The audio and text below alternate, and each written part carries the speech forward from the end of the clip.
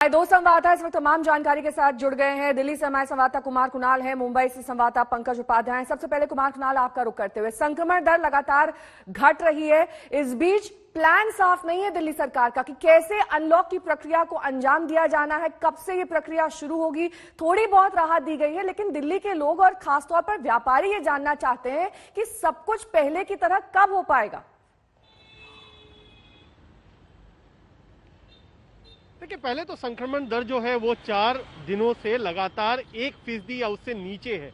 ये एक बड़ी राहत है दिल्ली के लिए। तो सबसे जो बड़ा मानक होता है वो संक्रमण दर का ही होता है, उस पर अभी फिलहाल काबू पाया गया है। अब जो दूसरा कदम है वो है कि किस तरीके से बड़ी राहत दी जाए अनलॉक को लेकर के। उस पर मुमकिन है कि आज या कल में कोई एक बड़ी मीटिंग होगी, क्योंकि दिल्ली डिजास्टर मैनेजमेंट अथॉरिटी ही इस पर पूरा फैसला अंतिम लेती है, जो कि उपराज्यपाल की अध्यक्षता में है, मुख्यमंत्री उसके सदस्य हैं, बाकी मंत्रियों को भी बुलाया जाता है। तो वो तमाम बिंदुओं को ध्यान में रखेंगे और उसके बाद एक अंतिम फैसला लेंगे कि आखिरकार बाजारों को कब तक खोलना है। Mall, cinema hall, gym, auditorium, ये सब तो अभी फिलहाल खुलते हुए नहीं दिखाई पड़ रहे हैं, लेकिन जो एक राहत की बात उम्मीद की जा रही है वो है दिल्ली के बाजारों के लिए, क्योंकि दिल्ली में लगभग 80% से ज्यादा सब कुछ सर्विस सेक्टर पर निर्भर करता है, यानी प्राइवेट दफ्तर और बाजार, इनको लेकर के जो रोजगार के साधन है वो भी खुलते हैं। तो इसीलिए अब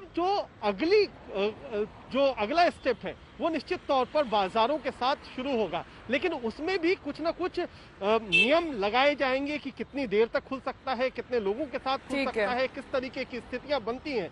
तो हर कुछ स्टेप वाइज होगा, लेकिन अब अगली किस्त की राहत की उम्मीद। लौटूंगी मैं आपके पास कुमार कुणाल। 1% से कम संक्रमण दर हो चुकी है, दिल्ली में कोरोना के मामले कम हो रहे हैं, लेकिन कोरोना के नाम पर सियासत तेज है। कल बीजेपी प्रवक्ता संबित पात्रा ने दिल्ली सरकार पर कोरोना से हुई मौत को छिपाने का आरोप लगाया, तो डिप्टी सीएम मनीष सिसोदिया ने तीखा पलटवार किया।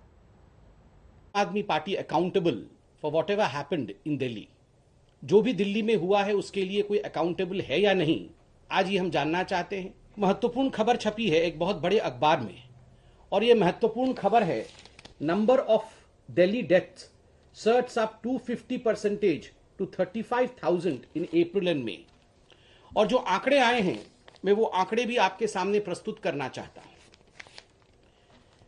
इस खबर को पढ़ते हुए भारतवासी और खास करके दिल्ली वासी, उनकी आंखों में एक नमी आ जाती है।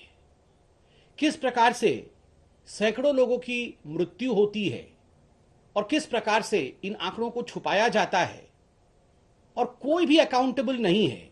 ना तो उन्हें देश की वैक्सीन की चिंता है, ना उन्हें इस बात की चिंता है कि देश में लोग थर्ड वेव की भी बात कर रहे हैं। उन्हें बस केजरीवाल जी को गाली गुफ्तार करने के लिए बिठाया गया था, ऐसा लग रहा है। मतलब 15 मिनट वो केवल और केवल ये बोलते रहे, केजरीवाल ने ये कर दिया, केजरीवाल ने वो कर दिया, केजरीवाल ये है, केजरीवाल वो है, केजरीवाल ऐसा है, केजरीवाल वैसा है। देश का इतना बड़ा नेता 15 मिनट प्रेस कॉन्फ्रेंस करता है और केजरीवाल ऐसा है, केजरीवाल वैसा करता है, तो इसका मतलब देश की सत्ता में बैठी हुई पार्टी के पास में कोरोना मैनेजमेंट के लिए ना तो कोई विजन है और ना उनकी क्षमता है।